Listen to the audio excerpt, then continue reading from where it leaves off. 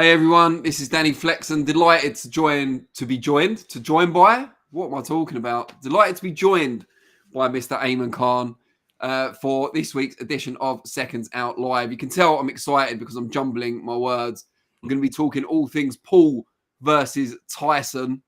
I have mixed feelings, as I'm sure won't come as a surprise to most of you, but we will get into it with the chat as well. But Ayman, first of all, speaking while I mute on the mic as well too. We're going to take off all the flub. Flub. I've already flubbed as well. There you go. It's happening. It's contagious. The flub's over here. The camera only goes down so far, luckily. But do you ever watch Flubber? Do you remember Flubber? Flubber, the film, yeah. Yeah, that was a good one. Well, it's Flubber, the Flubber edition of Seconds Out Live. It's great, nonetheless, to be here talking about Mike Tyson versus Jake Paul as the lead. Looking forward to all the contributions in the chat as well too. Most importantly, looking forward to everything in this week, Danny. Good to be here with you again. We are the most interactive show on boxing YouTube, so please do send in your comments and questions in the live chat. If you haven't already, do give us a thumbs up and a subscribe. We're on 823,000 subscribers, but we could always use a few more. It's quality, not quantity, although ideally we would like both. Let's just go to the chat before we get right into it. Cuss's System, which is my good friend Dennis, says Mike's fighting style was peekaboo. The style is unbeatable if you execute it correctly. His current trainer is Billy White, whom does not know the peekaboo style. Might get beat, ? Zumbanu Love says, if Mike wants to keep milking fans for these sort of fights, he deserves to get iced by Jake Paul. DB Cooper 1 says, oh no, he's replying to someone whose chat I haven't read out, so I'll leave that one. He also says, afternoon, chaps. Afternoon, DB Cooper 1. You were notable by your absence from our impromptu live episode surrounding the Conor Benn situation. Where were you, mate? You've gone way down the pecking order now, unfortunately. Ramoni Mode XD says, I have returned, ready to be entertained for an hour and a bit. That puts us under a level of pressure now to last longer than 60 minutes. The Keggy says, Tyson versus Paul will be the most watched live, there's lots of caps in here, boxing fight in history, so you guys needs to get behind it. 100 million people will watch this live on Netflix. I'm not sure anyone can know that for sure. I mean, I know how many it's available to, but how do we know how many are actually going to tune in? Time-wise, it's not great.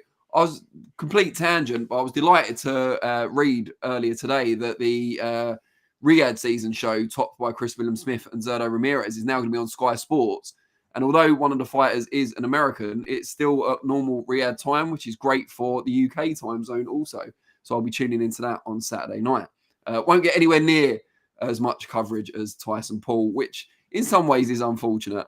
Thunder Road has joined us on time for once as well. Well done. He says to DB Cooper 1, just as I already said, we missed you at the Impromptu SU Live on Wednesday or Thursday for Conor Benn news. MB, I expect a fixed fight in inverted commas. Christine Dugmore says, when Jake wins, is there any upside to it? Same as if Mike loses, is there any downside to it? Well, we'll get into all of that shortly. Zumbanu Love adds, weed smoking Mike isn't as entertaining. Needs to get on the stuff he was on before. What stuff was that, Zumbanu Love? Be careful how you phrase your reply because we may not be able to read it out. Thunder Road says, is Ayman's cap the Jimmy Savile edition? Thunder Road. Come on, we don't need to be talking about Jimmy Savile on any episode of SO Live.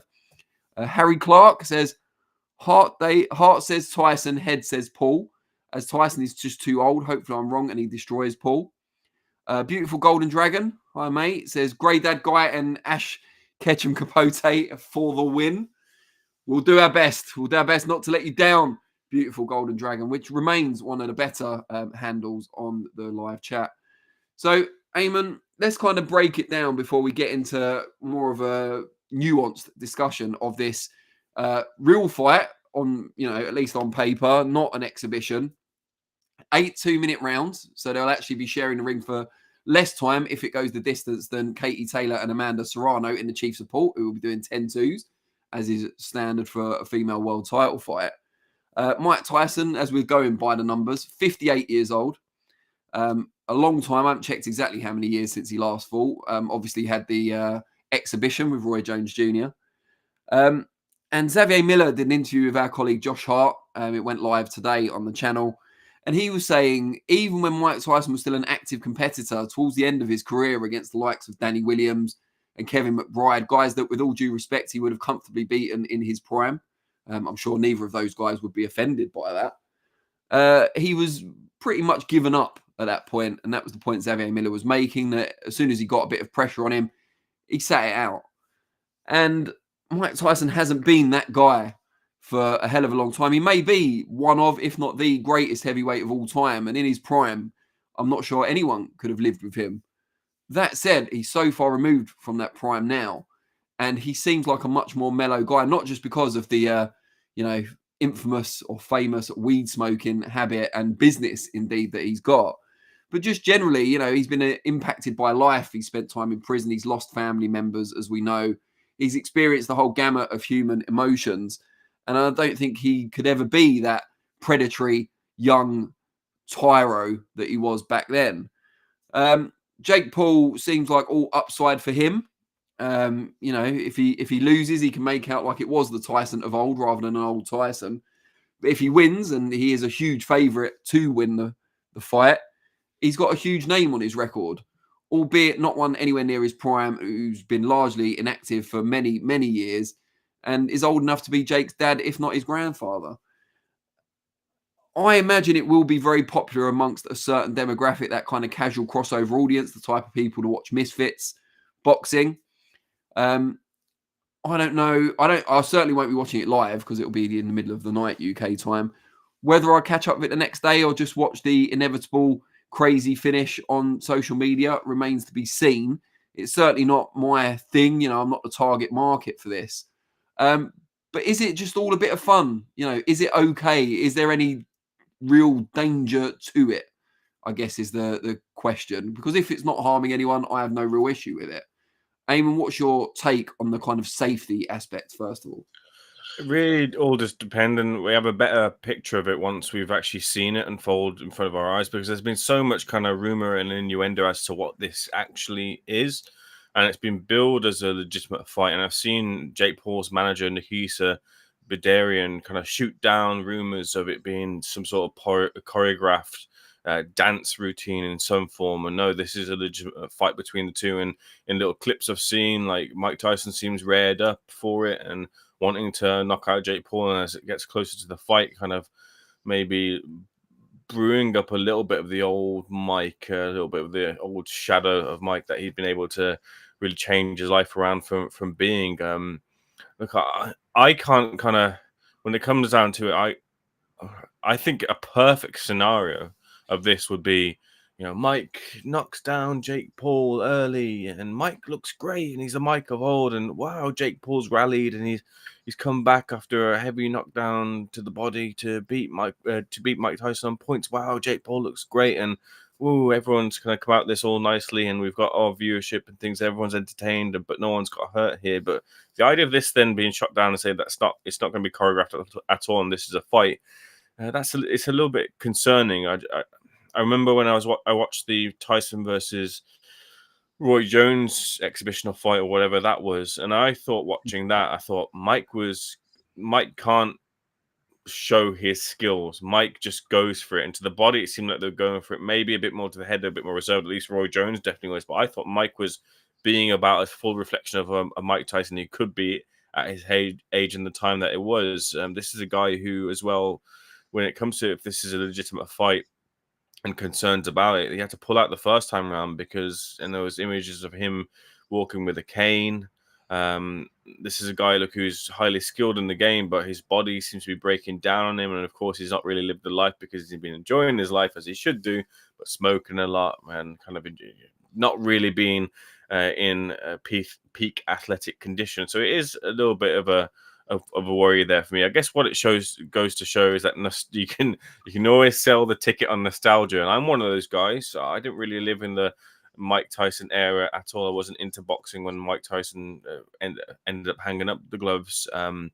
But I'd be there if I could have been there. I would have been there, absolutely. I remember when I got to see Floyd Mayweather for the first time and second time, and I was like, wow, it's great to see just some form of Mayweather, still a very high level, but not the Floyd in his first run in his career. in boxing, not the same guy, but you get to kind of see and put the puzzle together in your mind of just how good he would have been at that time. I love that little bit of nostalgia. I'm going to go see Alien Ant Farm this weekend. I woke up early to go buy a ticket to Limp Bizkit. I love a little bit of nostalgia. So I'll definitely be tuning in, whether live, I'm not too sure. But from a Netflix point of view, it's weird because they're getting into boxing for the first time, and it's not the first time they've streamed live sport, but this is huge for boxing in general, when there's been a shift towards better fights being made and bigger fights and fighters, promoters coming together, fights that we wanted getting made, Netflix making this big fight and making a big splash. It's a big one, whether they continue or not, and they pack the card with some better fights, more for traditional fight fans, including Katie Taylor and Amanda Serrano. But the idea of this being like fake, or this being not a proper fight, you'd really lose credibility for your outlet if you end up pulling the wool over the fans who are watching and tuning in their eyes. Wise move to a degree to make this not pay-per-view, and it's just your Netflix subscription, I believe, that you pay, so you get this free on top of that. That's a wise move, because then it softens the blow a bit, because you're like, oh well, I didn't pay any extra for what I thought would be a fight, so I guess that makes sense. But still, you don't want people tuning in saying Mike Tyson versus Jake Paul, this is a fight, and then they get some sort of dance. So it's so hard to judge this, and I'll have a better kind of finger on the pulse of this off of the back of it than I do right now, to be honest with you, Danny. Alien Ant Farm, eh? Yeah. Danny, are you okay? Oh, I was just about to do it. You stepped on my punchline. I can't believe this. Well, on Netflix, you can watch Movies, which is unironically one of my favorite songs ever, Movies. I know about 3 or 4 Alien Ant Farm songs, but that was enough for me. That's enough to pony up your money, yeah. Yeah. We are going to put the poll out nice and early before I go back to the chat. So, Vinnyographer, if you can hear me, Modfather, please do put out the poll. It's a very simple one. Will you be watching Jake Paul versus Mike Tyson? It annoys me just saying Jake Paul's name first in the fight as well. I've had to really get used to that. But yeah, will you be watching it? Yes or no? We'll read out the result at the end of the show. Let me just go back to the chat. DB Cooper 1 has apologised to Thunder Road for not being here on the Conor Benn episode. He says, I'm not subscribed to Seconds Out. I mean, that's disgusting, DB Cooper 1. You owe us all an apology for that. So didn't get a notification. I just tune in 4 p.m. Mondays, got an alert on my work calendar. You're not the only one out there, DB Cooper 1, who's got an alert on their work calendar, as far as I'm aware. But what I would say is subscribe to Seconds Out. Why wouldn't you want to do that? You comment on pretty much every video. Surely it will just make your life easier. Liberty Wing UK says, hit the like. These guys work hard to bring us all the great news and the bad news sometimes as well, like Ayman going to see Alien Ant Farm, for example. Jack Dutton on the 45 says, do you think this is going to be a genuine fight, which is what Ayman was alluding to just now? Will Mike really try and go for the knockout, or are they both just going to go for a decision? There's been a hell of a lot of rumours about Mike Tyson potentially gets paid more for the longer the fight goes. He won't get paid as much money if he somehow accidentally knocks Jake Paul out. I don't know how true any of that is. Xavier Miller was saying he hopes it's like wrestling and, it's staged, choreographed. Wrestling's catching a few strays in and around this fight, I find.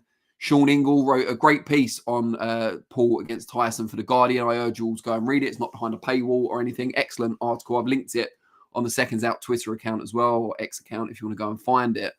But he said this is all stemmed from WWE. Like, WWE is the obvious kind of influence behind events such as these.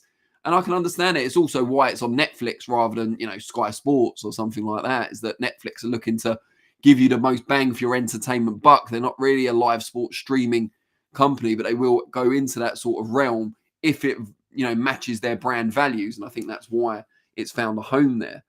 DB Cooper 1 on that note says, I think it's awful Netflix is putting on such gimmicks. A pensioner against the roid, it's not a pensioner, he's 58, against the roided 20-something from Ohio. What does it matter that he's from Ohio? I'm not sure there's any relevance to that part of it. The Miz is from Ohio. Then again, Netflix content or lack of is shocking these days. Hope it flops. Ouch. Take that, Netflix. Your old Dar says, evening, gents. My wee boy is going to the fight with a few mates from college out there. I think they will sell seats but not buyers, which is an interesting take because I always thought it'd be the other way around. I thought this was really a made for pay-per-view or made for TV type fight. and that it wouldn't get loads of people going in and putting butts in seats. But, you know, maybe it is the other way around. Lee Newman, come on, you Irons, says 100% win for Mike Tyson.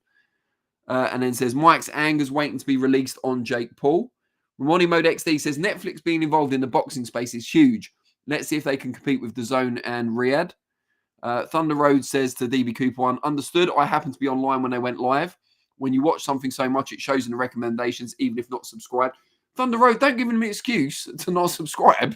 DB Cooper 1 has to subscribe. I'm going to start banning him from the chat. The Contrarian says, this is purely entertainment. WWE in my eyes until they show me different. The Keggy says, if Tyson wins, he might get a top 15 rating with the IBF and be in line for the Daniel Dubois fight in February in Riyadh where they'd license it. Nice one, Keggy. I'm sure it's not going to be that bad. Zumbanu Love says, to be honest, can anything make boxing look more like a joke? Professional, proper boxing does good enough job itself. Thunder Road says, Jake and Mike need to sell for the audience in the arena and on Netflix, but I think it will be an exhibition marketed as a legit fight for dollars. DB Cooper 1 says, I miss the old Mike Tyson, just like the old Kanye West. Make Tyson great again. Now he's just a weed-smoking Trump podcast bro. Yeah, it's a weird one because growing up, when I first got into boxing, it was kind of the second coming of Mike Tyson. It was post-prison, and he was going through, you know, the likes of Bruce Seldon, poor Frank Bruno for a second time, until he ran into Evander Holyfield, who was inspired and self-assured enough to not be intimidated by what was a faded version of the old Iron Mike. It was only later on when I was working in boxing that I started to look back at a lot of the old Mike Tyson in his prime, you know, that ESPN series where they had all his, you know, fights on the way up and that famous 3 knockdowns with 1 punch, if you like, against Trevor Berbick for the WBC belt. So, yeah, I mean, I've got a certain amount of nostalgia for Tyson, not forgetting that he is a criminal convicted of a very serious offence. You know, there's the infamy, there's the fame, there's the life he's lived, as I alluded to earlier, and all the things he's been through. There is a certain amount of concern, not just for him, but the reputation of boxing if something bad were to happen. We'll talk more about that in a minute. The Contrarian says, Floyd was amazing in the 90s and early 2000s, just unreal. Beautiful Golden Dragon says, Ayman needs fresh take for SO. He's just repeating what he said last night on Boxing Asylum. Ayman, I hope this is not true, otherwise I have to ban you from the Boxing Asylum or ban the Boxing Asylum from Seconds Out or something. Someone's getting banned. DB Cooper 1 says, Limp Bizkit. Now Ayman makes sense. He used to be an emo goth. The haircut makes sense. Fridge full of Monster cans, no doubt. You do strike me as a monster drinker, Ayman. Is that fair? Cut down completely energy drinks now. I only drink Diet Coke, so Monsters. I never was a Monster fan. I had Relentless, and I only ever had them when I was pulling all-nighters the day before an important exam. Fair enough. And did it work? Did you do well? Well enough, yeah. I'm here, aren't I? Well, there you go. Yeah, we do ask everyone to have a really solid degree grade before applying to work at Seconds Out. I'm not sure how some of the lads slip through the net. Thunder Road says, Limp Bizkit still touring. Could just imagine a svelte Ayman in the mosh pit during break stuff. Who else? The Keggy says, of course I'll be watching. The world will be watching. Ramoni Mode XD. Did you guys see the Tyson Paul face-off yesterday? It isn't a PPV. It's free on Netflix. No, I'm aware. I'm just saying I always thought it would be, when we didn't know where it was going to be shown, I always thought it was more likely to be a big attraction on either TV or pay-per-view compared to in the arena. Bobby Max says, I'm genuinely looking forward to it. Mike via KO. What's your prediction? We'll get to predictions. Townsend Protection says, go Mike. DB Coop 1 now backtracking. I said, I don't subscribe to channels anymore because it clogs up my subscription feed of vids I want to watch. Tell YouTube to fix that. I'm sure a deal could be had, DB Coop 1, but you will need to subscribe first before we, represent you to YouTube. Christine Dugmore says, either of you seen the face-to-face that came out last night? Yes, I've seen it. Someone else mentioned it in the chat, didn't they? We'll talk about that. The Keggy says, Trump is rumoured to be attending the fight. Not sure if that's a good or bad. Is that likely to get more viewers, perhaps? I mean, they'll need to up security, would be my concern about that. Nat says, not sure what I'm least interested in. Tyson versus Paul or Conor Benn versus Eubank Jr. Well, Nat, you may as well switch off now because that will be segment 2. So there might not be much here for you this week, except me, obviously, and Ayman. Jack Dutton on the 45. Don't you think it's one of the great unknowables of boxing what would have happened if Tyson fought Holyfield in 91? Who do you think would have won? It's a very good point because obviously Mike Tyson was being lined up to defend his titles against Evander Holyfield before he was sentenced to several years in prison for the rape of Desiree Washington, of course. Yeah, I mean, it's a tricky one because the Holyfield then probably wasn't the same fighter he later became. Athletically, he might have even been better, but mentally, emotionally, motivational-wise, physical strength as well, I think Holyfield, once he adapted more to heavyweight and that physique, I think, he was a different fighter, a stronger fighter, both mentally and physically. But Tyson was at the peak of his powers then, had just started to go off the boil, just started to let the outside the ring problems, the divorce from Robin Givens and so on, get to him. I think I probably would have backed Holyfield even then. Ian Whitehead says, Dan, is it going to be a real fight? I like how I'm the authority on the legitimacy of this. I'll talk about that in a minute when I talk more about the reason the original fight was postponed. Bobby Max loves the calmness of Mike. The Contrarian says Trump should be commentating. Thunder Road says Flexen's partner being American now makes sense. Americans have an affinity for British accents. My partner isn't American. She's from Watford. I'm not really sure why, as is Ayman. Ayman's not my partner. But yeah, I'm not really sure why I've given the impression I've got an American girlfriend. Thomas S Games YouTube says, first time managing to get on live. Cheers. Heard rumours that if Tyson chins Paul in a few rounds, he'll earn less. Yeah, we just talked about that earlier. Strong rumours that the longer the fight lasts, the more money Mike gets.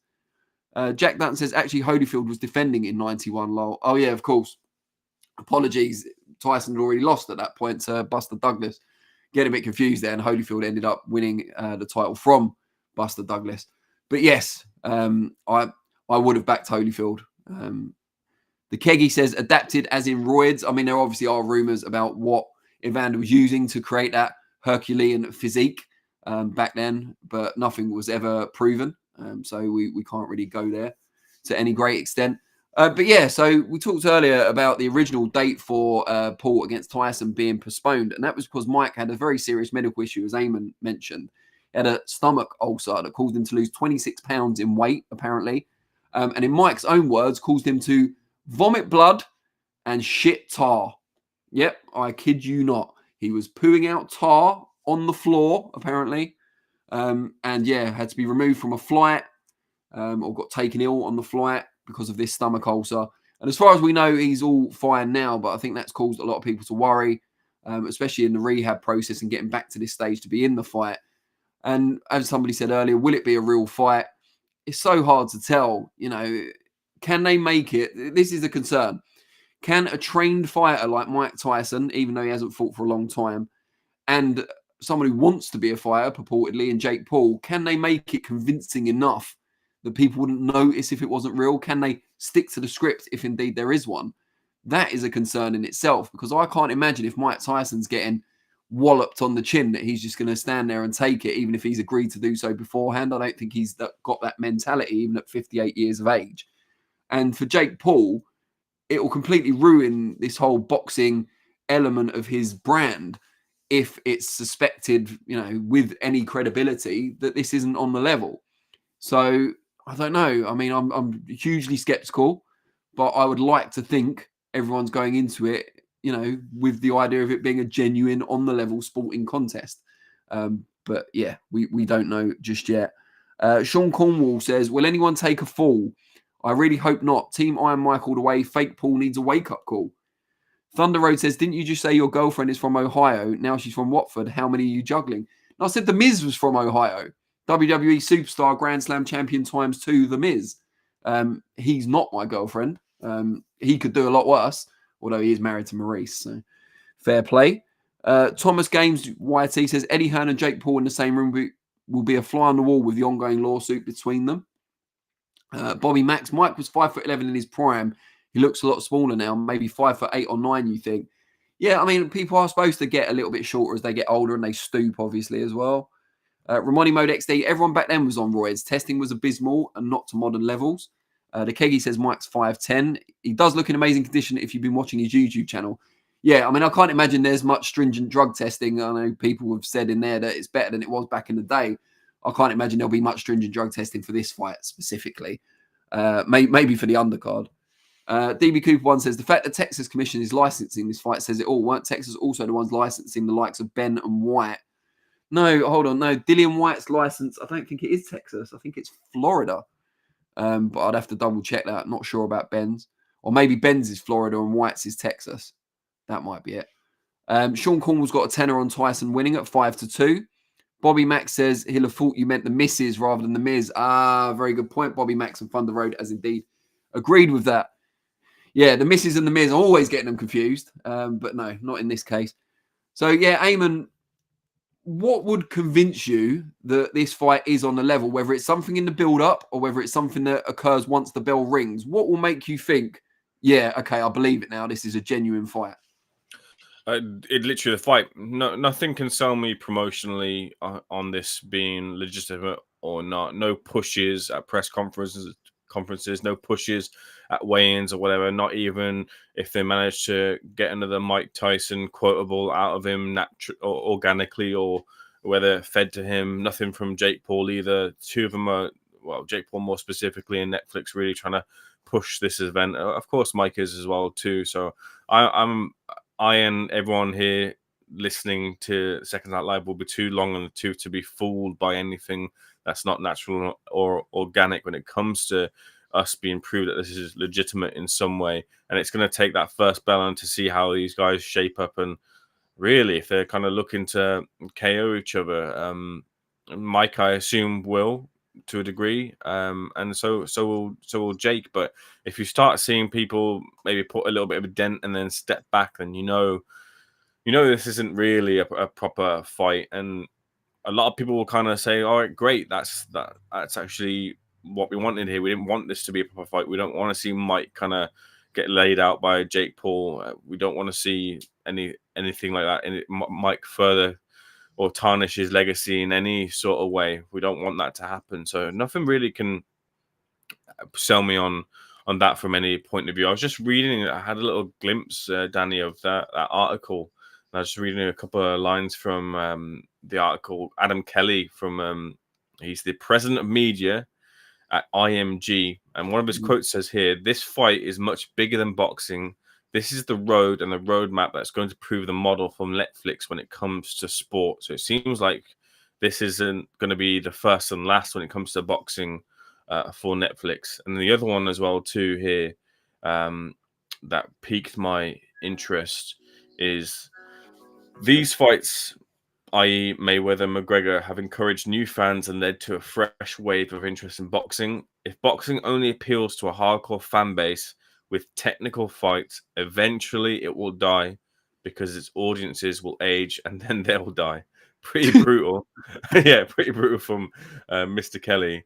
But I think this amalgamation of entertainment and boxing, whether they can get it right and sort of create a new age of traditional boxing where you have a bit of a gimmick, and then, which we've seen beforehand as well, that might be the future. It's been tried before. Eddie did it as well, didn't he? Didn't he have Jake Paul and Neeson Gibb, and then under there was Billy Joe Saunders versus Martin Caceres? If you're really interested about the health of British boxing, what you'd do is you'd intertwine the both, and there was never really any crossover between Jake Paul and Neeson Gibb to any of the other fights as well. It never really boosted the profiles of any of the other fighters. So that's something that's been missed, and whether Netflix find the right mix to create a recipe for boosting boxing remains to be seen here. But I don't know. This is a very, very weird. We live in weird times right now where Mike Tyson returned to the ring and he's fighting Jake Paul, and it could all go up in smoke as well. Jake's been really interesting. Sorry to go off in a little bit of a tangent. Smoke. Is that another reference to the weed smoking Tyson? Yes.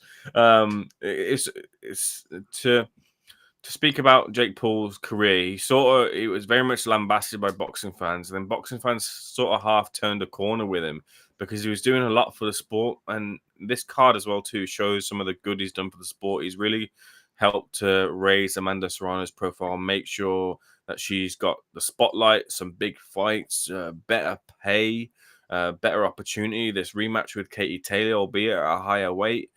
This fella, the gentleman called Lucas Bardi, was a guy who knocked out Ashton Silva, which was a prospect that MVP had signed MVP, which is what Jake Paul's promotions alongside Nikita Bidarian, and they really liked Ashton Silva. Luke Barty came in and was getting beaten up, and then just provided one of the most insane knockouts you'll ever see. I think that was earlier this year, and now Barty's got another opportunity in against an undefeated kid himself here. That's some of the good that Jake Paul has done. And then what he did was he started off with the gimmick social media influencer scene, and then he wanted to separate himself from the pack and said, no, I want to be a traditional boxer. And look, I might be deluded. You might think I'm deluded, but I've got a goal in life. I want to be a world champion. And I think I'm an elite level fighter. And you guys don't see that right now. But look, I'm looking to prove it. And I believe that this is a guy who is living the LA lifestyle, was on the path and on the road to self-destruction, would have been in prison or dead. And boxing has helped him kind of give him a focus and get him trained and fit and healthy. And he's wanted to apply that in terms of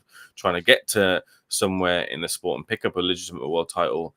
I do believe that, but he's sort of off of the back of those and then going into fighting traditional boxing fighters, although be it kind of mismatches or fights where there's rumors that there's certain things in contracts that mean that they can't do X, Y, and Z, all not proven for sure, but these are the whispers. It's to me, it's clear that those weren't doing the views, and the Jake Paul shine used to be able to, when I was working at a different company, you used to be able to put a Jake Paul clip out and it'd be huge, it'd be massive. And that train has lost a lot of steam. I think they've realized that when it comes down to it, that there isn't really much interest in Jake Paul versus someone that they've never heard of. So they've had to go back into this scene and really get the foot profile and the steam back up and running here. Whether he stays here is another thing, but it is very interesting.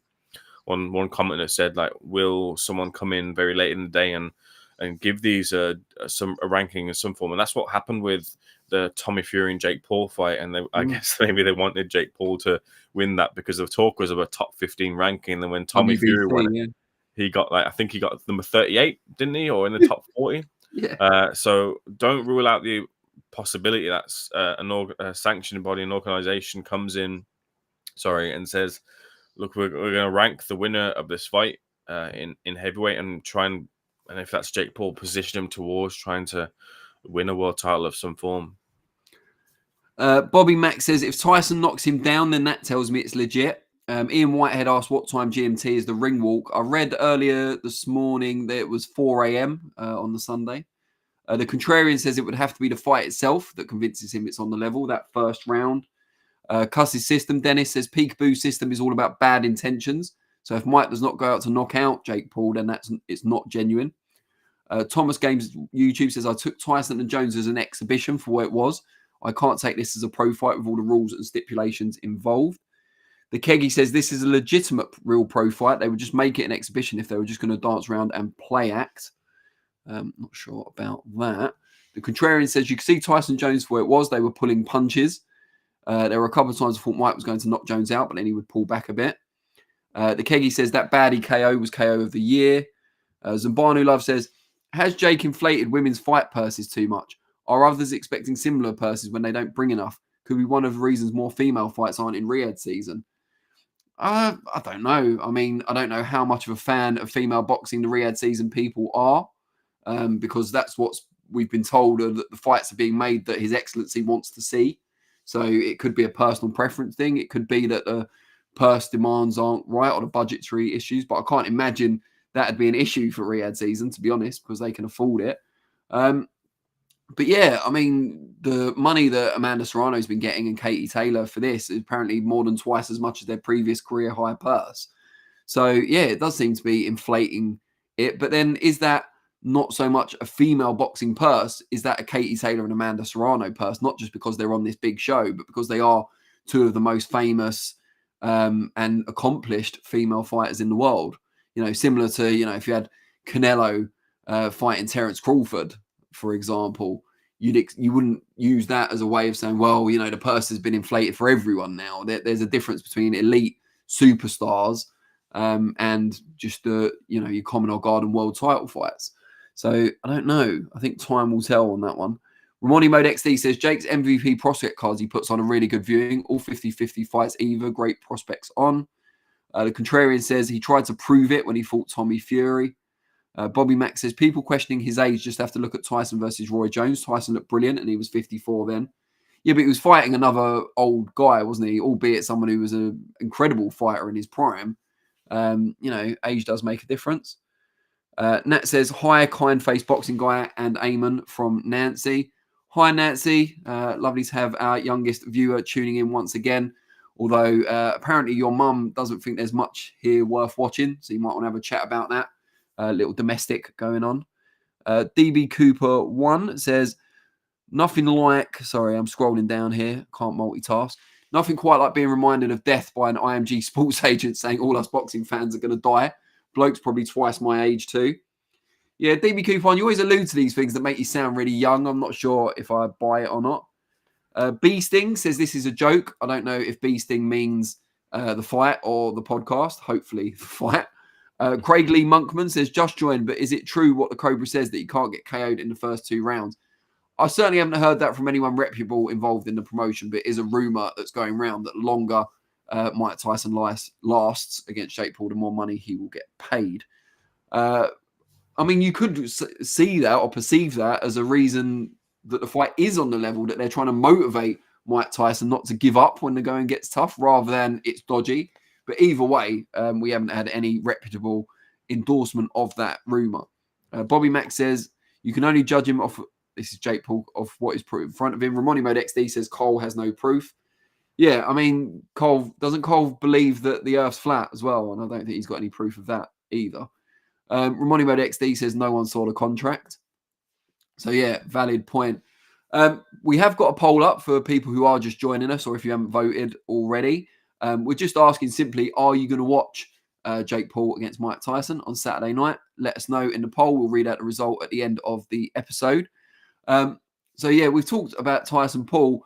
So it's kind of from one crazy kind of thing that you wouldn't have expected to another, in that Conor Benn declared on, and everyone in the chat will probably know this, apart from DB Cooper 1, because he missed our impromptu live show. But Conor Benn declared across social media that he has been cleared of any wrongdoing by a national anti-doping panel and is now free to resume his boxing career. He has been quote unquote cleared. Now, this is according to Conor Benn and endorsed by his promoter, Eddie Hearn. There has since been statements issued by both UKAD and the British Boxing Board of Control that indicate that while the National Anti-Doping Panel have opted to lift Conor Benn's suspension and dismiss the case entirely, there is still an option for the board and UKAD to appeal if they so wish. I think they had 21 days from Benn's declaration last week. So we wait and see what they decide to do. They haven't indicated what they're doing. That cleared of any wrongdoing part has been stated by Benn, but has not been confirmed as yet by UKAD or the Board of Control. We're also not aware, because Conor Benn hasn't given any interviews since, whether he intends to apply for a British Boxing Board of Control license. We believe he's currently got a license from one of the US states. I think it's Florida. But to fight in the UK or indeed to appear on the Riyadh season shows, which are administered by the British Boxing Board of Control, you would imagine that Conor Benn would need a British license. But all of this news regarding Conor Benn has led to the hype train for him against Chris Eubank Jr., sons of respective legends and rivals of the same surname, to get going once again. The bandwagon is back, and people are jumping on it or jumping off it in droves, depending. I've seen a lot of people saying they're bored of the hype around this fight now, but they just want to see him either get on or go in opposite directions. Ayman, do you feel we're now... Sorry, I'm about to ask you a closed question, which I always tell everyone off for doing. How close do you feel we are to Conor Benn and Chris Eubank Jr., particularly in comparison to it nearly happening a couple of years ago? Yeah, I think we're really, really close to this fight now. I think that's the fight that both fighters have wanted for a while. I think both fighters recognize as well too, aside from all the bluster and wanting to kind of ego check each other, I think both of them realize that outside of maybe Eubank Jr. landing a Canelo fight in the future, although the door seems shut on that for the moment, that this is the biggest fight for both of them in terms of profile and in terms of money that's available to them. This turned to from a British fight in the UK to now the shift over to Riyadh and Saudi Arabia to huge worldwide elements to this fight where even more money is on the table now. And when you talked about this being potentially one fight or a rematch involved or a trilogy for the two, there stands to be a lot of money to be made and had on the table now that Conor Benn appears to be able to continue his career. Whether we have any update on that in the next couple of weeks or so, there is a period in time for UKAD to appeal the latest decision, but the words "not comfortably satisfied" are pretty strong indication as to where it might stand right now. That kind of leaves the field still, although a little bit uncertain. But other than that, and putting that to the side for the moment, that's the big fight there for Conor Benn. There is, of course, Conor Benn's talk about wanting to fight likes Ennis, Haney, Garcia. I'd love to see him take on David Avanesyan. I think that would be a brilliant fight and one that hardcore boxing fans have wanted to see for a long, long time to judge the levels of Conor Benn as to where he's at. But if you've been for the longest period shouting out that you're one of the biggest talents in all of boxing, maybe you go that traditional route and try and go for a world title and see what you can do at welterweight, a division right now which is with Ennis seemingly faltering a little bit against Chookagian. You got the victory, but didn't deliver maybe the knockout that was expected of him off the back of fighting Chookagian beforehand, and then afterwards saying that maybe it was the weight and maybe I have to have a look at 154. That leaves another top talent moving away from the division. Another opportunity for Benn to come in and maybe pick up a world title. You got Mario Barras this weekend as well. Real good blood, guts, and thunder type fighter who real good to watch as well. And the prospect of Barras and Conor Benn, that would be a good fight between the two of them. That's a fight I'd love to see as well. He's fighting on Saturday, isn't he? Yeah, he is. Yeah, he's on the undercard of the Mike Tyson and Jake Paul fight. Jake Paul and Mike Tyson, I should probably say actually. Well, sticks in your craw, doesn't it? Yeah. But yeah. No, look, there's one big fight, one big money fight. It's Chris Eubank Jr. There's world title fights out there as well too, I think. And there's a there's a fight that hardcore boxing fans want as well too. That's Avanesyan. It's most likely to be Chris Eubank Jr. Someone in the chat asked about the Board of Control statement. Let me just have a look. I want to credit the right person.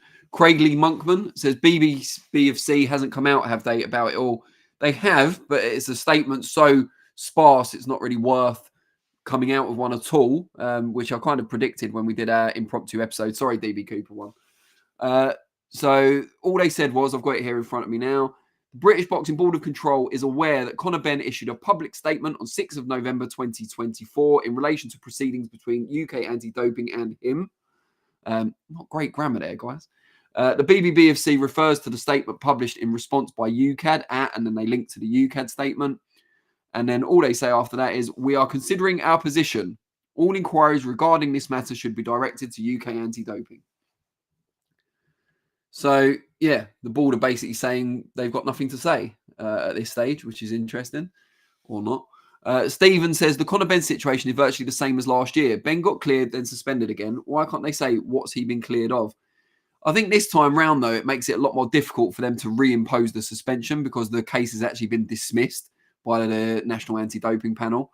I think they maybe need some sort of new or heavier evidence to, because if they've considered all the evidence already and lifted the suspension and dismissed the case, surely to bring it back before another panel, they need to do a lot more than that for their appeal to be taken seriously.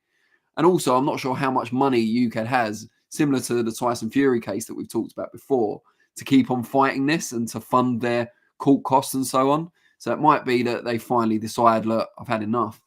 As Wally Downs from The Sun predicted to Ayman when they did their interview last week.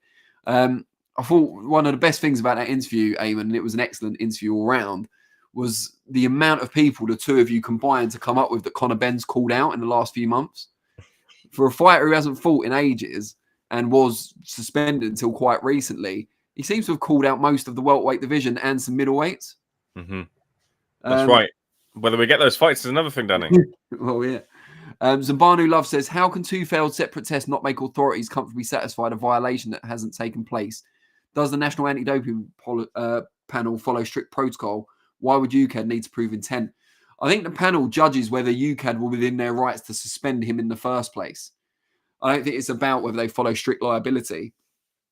And I think the wording on the UKAD statement was that the panel weren't, entirely satisfied that they'd proven their case to suspend him.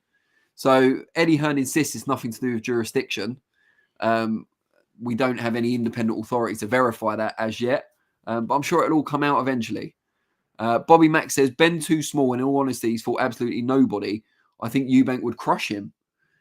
The Keggy says, I care more about Tyson versus Paul than I do Eubank versus Ben. You should have a chat with Nat, because she don't care about either of them. MB says, fight Michael McKinson. He won't. I feel some sympathy there, though, to be fair, because Michael McKinson has wanted to fight Conor Benn, and he gets asked about him all the time, so it's not his fault.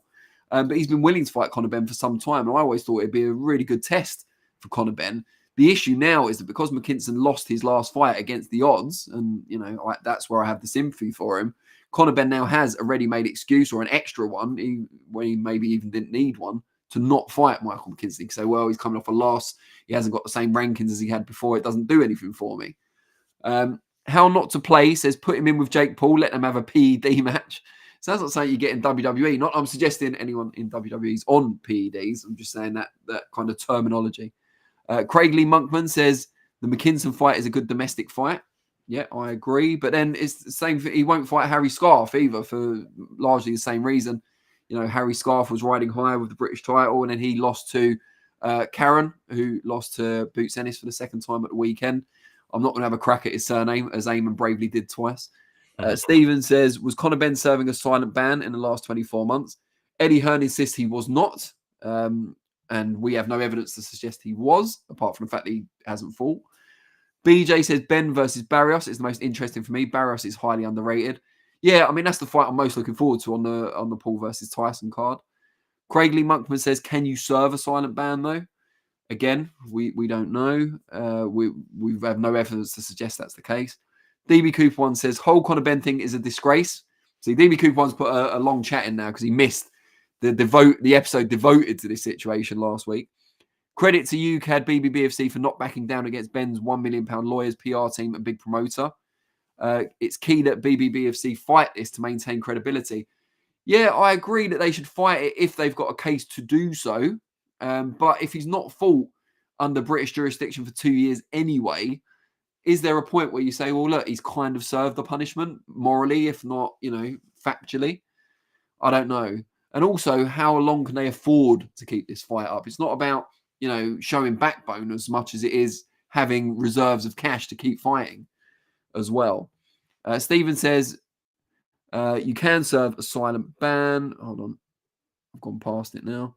Put an NDA on the BBBFC and you can serve a silent ban. Again, no evidence to suggest this has happened. The Keggy says, if Conor Benn fought during his suspension, he should have had an extra 2 years added to his suspension. Yeah, but it depends where the jurisdiction is on that suspension. If other bodies don't fall in line with what the UKAD and BBFC have mandated, it's not really right to blame Conor Benn specifically for that, is it? Didn't Tyson Fury serve a backdated ban during which he'd fought? Again, that was UKAD with a body involved there. DB Coupon says, I hate how people act like Conor Benn is a big UK star when pre his ban he never even won an area title. Carefully crafted career and only a main event once. Hearn hype job. I don't think being a big star is related to how many titles you've won. I think you're talking about two different things, respectfully. I think, was he a top-level elite boxer? No, of course not. Not at the stage he was at, although he had been fighting and comfortably beating fringe or former world-level operators. So I think that maybe takes him beyond domestic level anyway. But aside from that, he's a star because people tune in to watch him. I'm not saying he's a massive ticket seller in arenas necessarily, but according to Eddie Hearn and from the stuff we've seen independently as well, his figures in terms of TV viewing, social media figures and so on are very impressive. Certainly up there with fighters who've achieved a lot more. So he could be a star without being a top-level boxer. Zambanu Love says, looking likely Ben knew the 2-year backdated ban was going to happen, so drew out the legal process, fought abroad whilst keeping name in the media, increasing his notoriety. It's all gone as well as possible.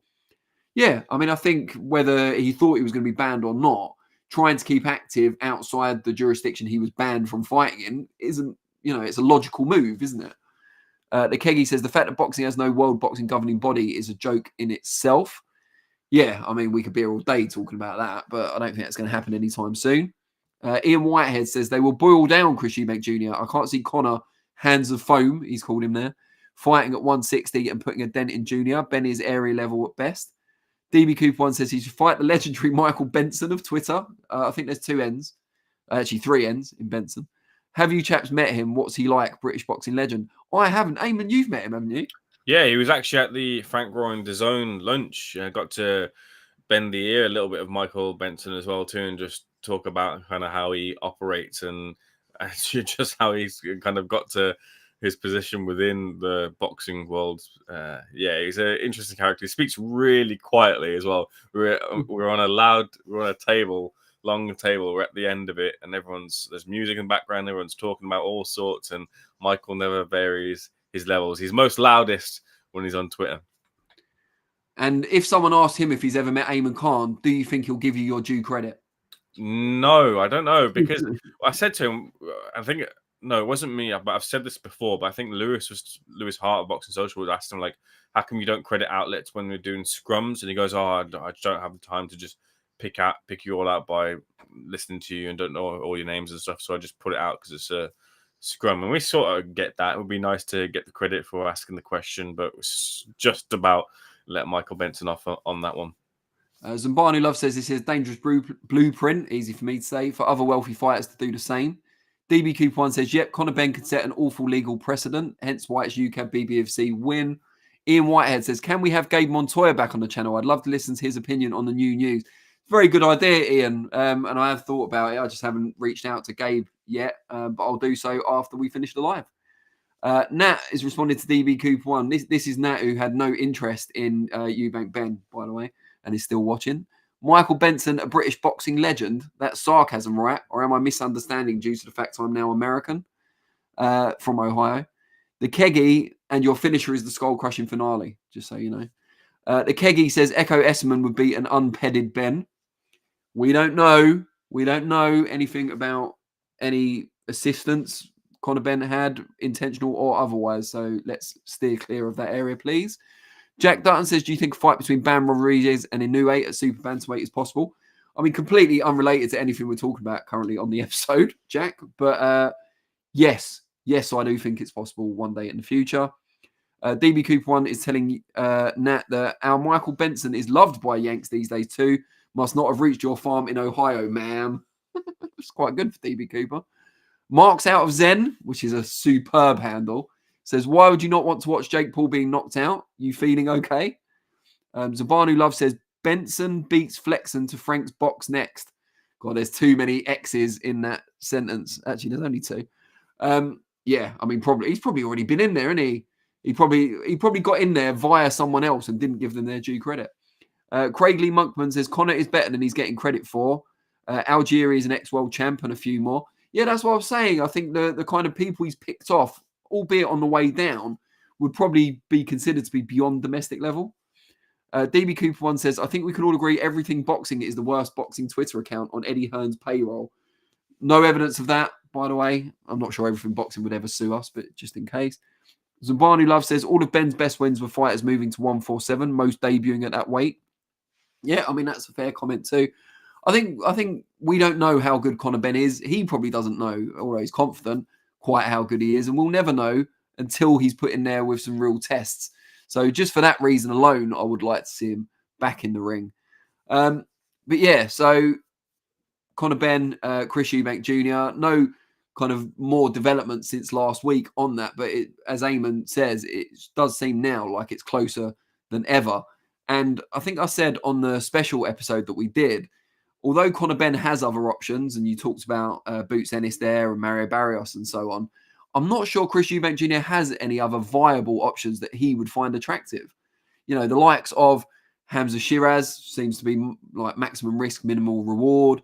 Janibek, I think Janibek would start a very heavy favourite against Eubank Jr. if he were to get a world title shot at 160. Who else is he going to fight? A third fight with Liam Smith? I think Eubank's praying that Billy Joe Saunders comes back so he can have that rematch instead. But that comes back's been discussed for quite some time now, and isn't exactly picking up pace at the moment.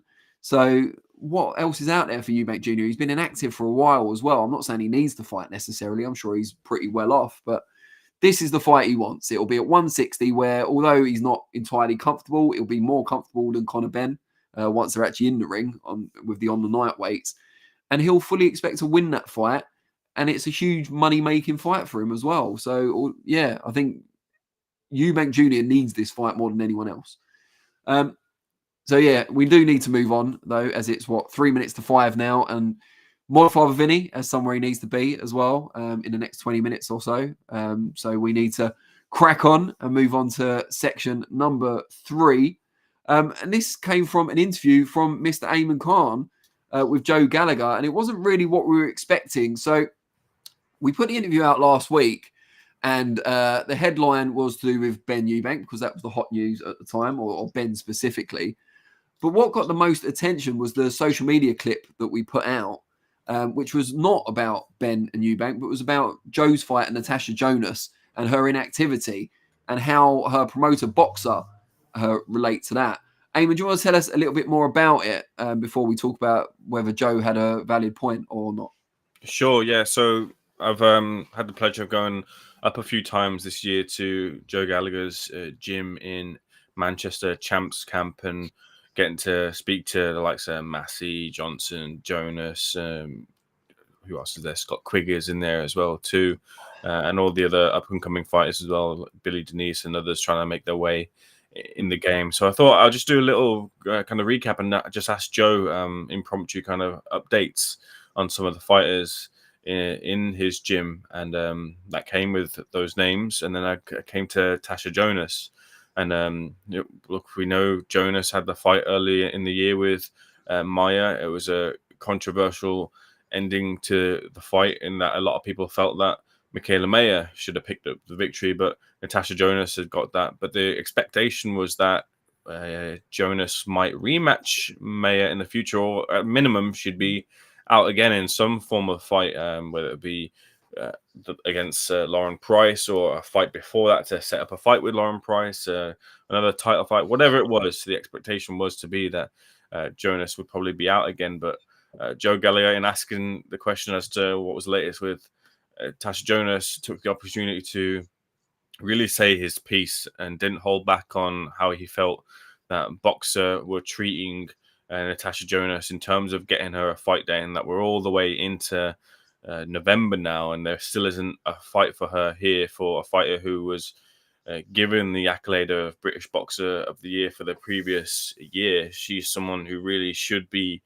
treated properly and have those opportunities and have that next fight there lined up for her. And Joe had got to the point where I thought this was quite strong, and it was an indictment of where they were at that point. And I couldn't disagree. I couldn't personally disagree with what Joe was saying, but it was nonetheless quite strong what he was saying. He said, look, I've told Tasha to hang it up. You don't deserve to be treated like this. You shouldn't be treated like this. And if you're not going to get those opportunities, you've done everything in the sport. And to be fair, like with Tasha, she was one of those names where when people kind of say who's that fighter that if they'd retired and not picked up a belt, it would have been a real shame that they hadn't done that. And Tasha would have been right top of my list, as opposed to as with many other people, just in the way that of course she's a skilled and accomplished boxer, but also in the way that the women's scene is so fluid. You get those opportunities and you get those bites at the cherry many a time. So for Tasha to not have picked up a world title would be a damn shame. And Joe is saying, look, you've done that now. You had those big fights. You had those big fighters. You've been to Liverpool at X, Y, and Z. You've done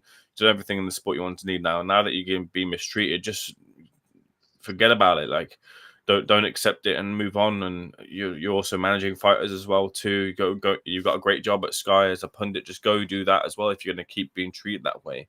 And I really did sympathise with what Joe did have to say. No response as of yet from Boxer, and no show either to look forward to from Boxer, unless I'm missing anything off the top of my head as well as we close out towards the end of the year.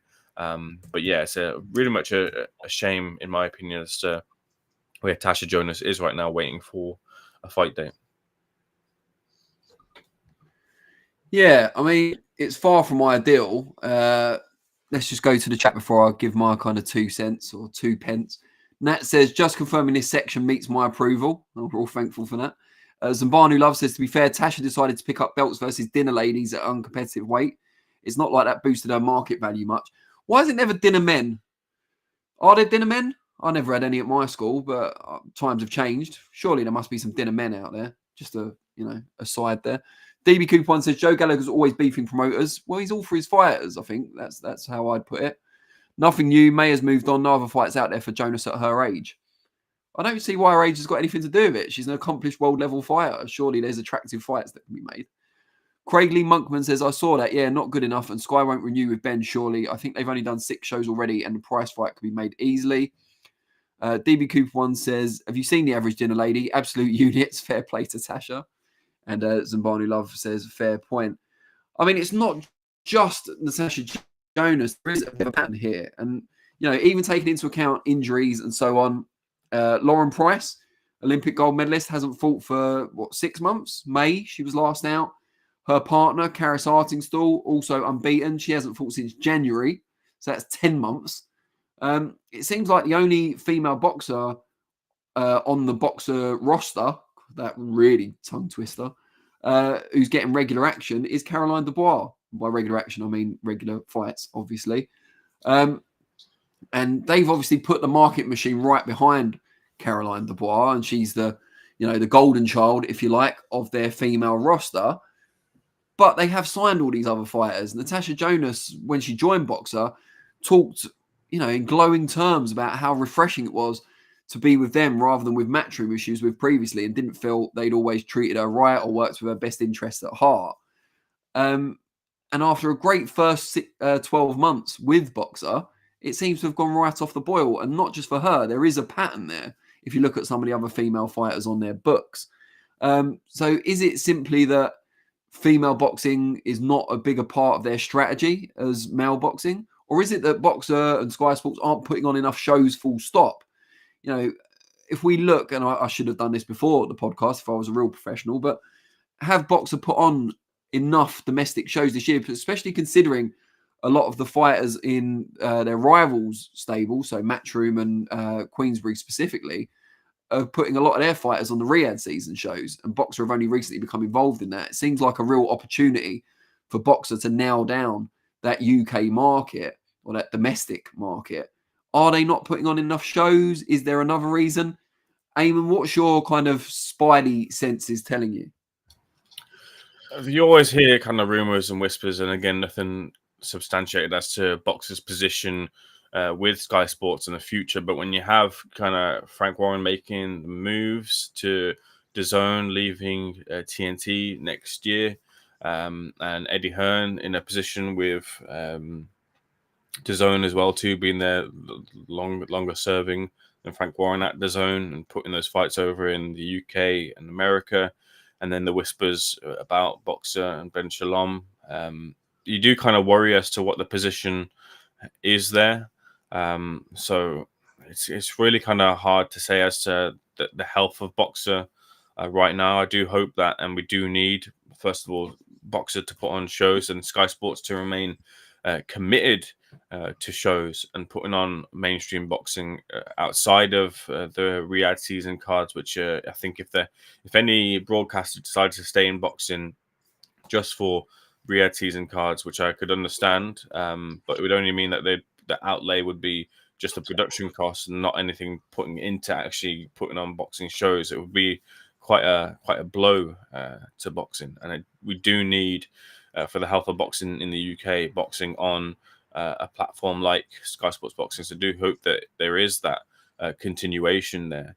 But when shows seem to die down a little bit, those sort of worries and concerns do add up. And then when you see boxers, like you mentioned there, the Karis Artingstall was on that Tasha Jonas bill over in Liverpool, and she's now hasn't since been out since that date, and fighters waiting for those dates, and those frustrations must pile up. Savannah Marshall, another one as well too, although she's had that kind of dip into MMA with the PFL. I remember she was saying that she thought she was going to be back sometime in October, or at least I forget the month that she said, but she thought that she was going to be back out boxing as well too. So when those feelings of fighters with dates maybe put towards them, and then those dates not materializing, the concerns just ramp up and up and up. And I have reached out to Ben Shalom to get an interview with Ben. I haven't been able to land that interview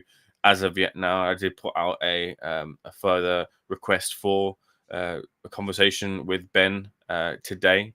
Hopefully that does get met. Of course, they're quite busy with Chris Smith over in Riyadh for the fight with Zurdo Ramirez. Real good fight, by the way. But hopefully I will find time to ask Ben that question, and hopefully that he can provide some dates in the future.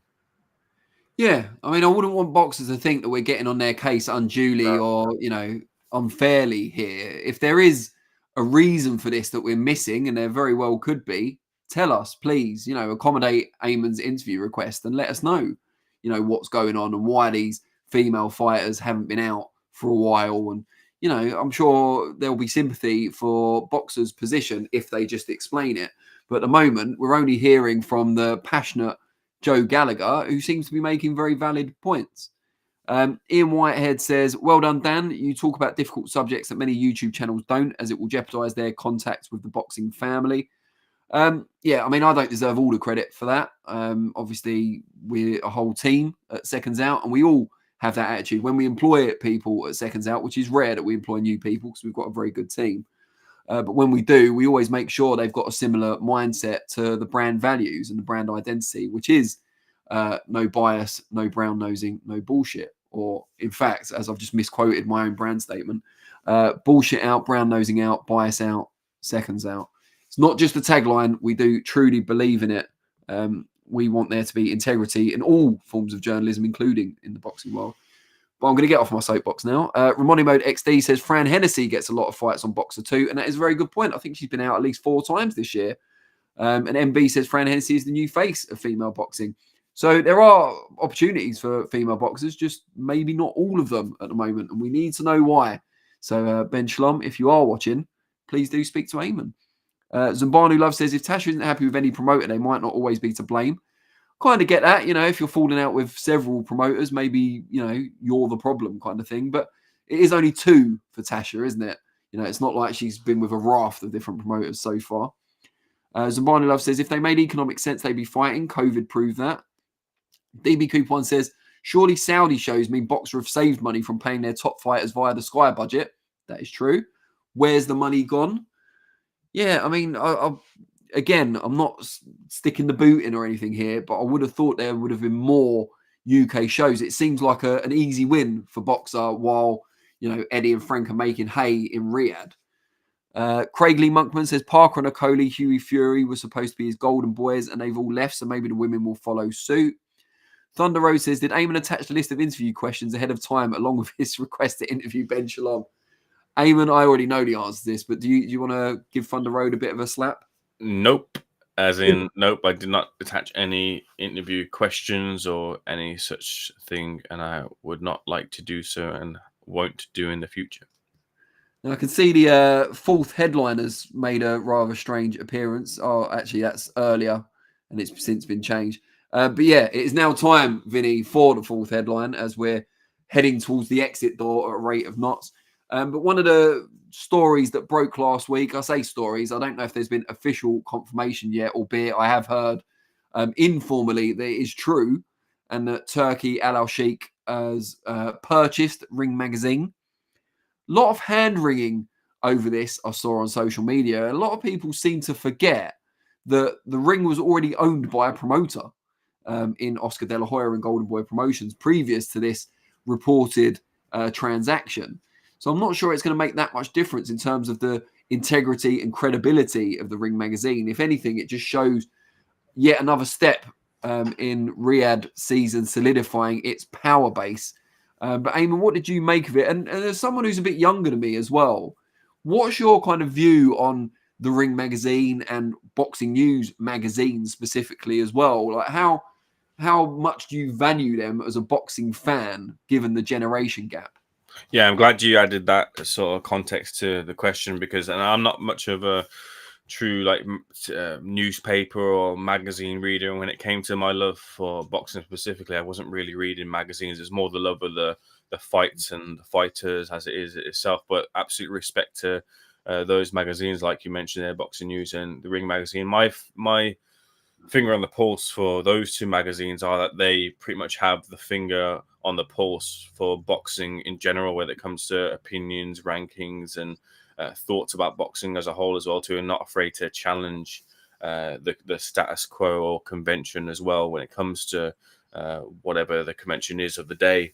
Not afraid to take stances for or against things, and I do hope that that does continue with those magazines as well. With the Ring specifically, the Ring really in amongst your ranking organizations, where you've got 4 or 5 of them now, and loads of fighters dip in and out, and they're fluid, and sometimes fighters might spring up all of a sudden. You have the Ring magazine's own rankings, and they're really solid in terms of it's hard to question their rankings. They seem to be very much fair and honest and fluid as to what fighters happened, and putting fighters in certain places, and you can't really contest as to who would be the holder of the ring belt for each division. It's normally contested and given by whoever it is, number 1 and number 2, or if number 1 and number 2 face off there. But their rankings are very much solid and indicative of who is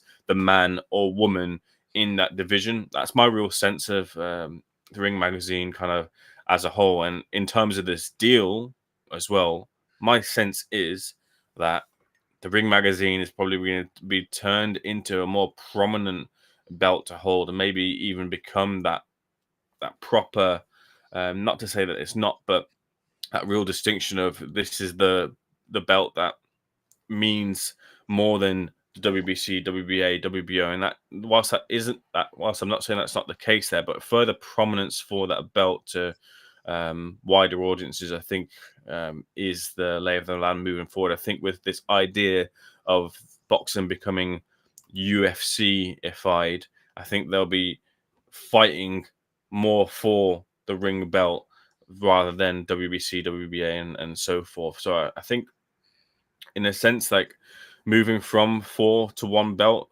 those organizations might have something to worry.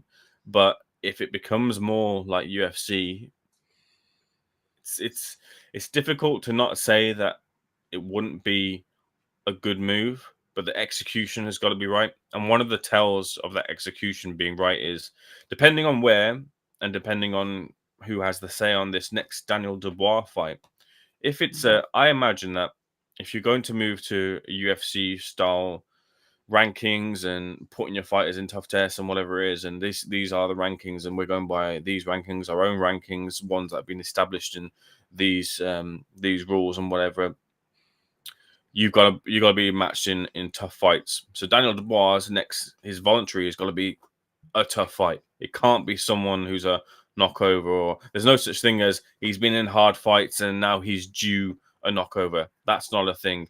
You go by who's in the top 10 and you pick out the next available in your rankings. So if Daniel Dubois is in a tough test, then it's a good move and a good step towards that, alongside using those rankings, whatever it is. If not, then this whole kind of UFC-ifying thing, it doesn't quite compute. Maybe there is a bit of turbulence in the early stages. Fine, maybe that's a small out there, but yeah, look, I think this is all part of the puzzle, acquiring the Ring, and until really we get that full puzzle, it's hard to kind of say too much about it. But I think my real feeling about it is it can be a real positive step towards real good boxing fights, and fans understanding that this is boxing, not these sort of all different pieces.